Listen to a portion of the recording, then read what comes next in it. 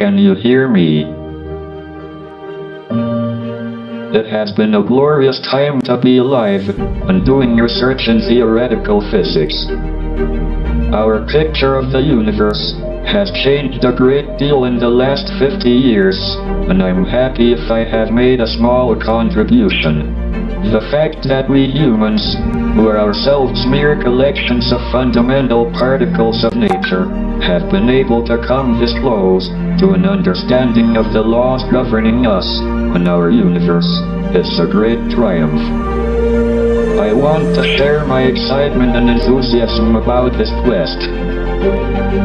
So remember to look up at the stars and not down at your feet.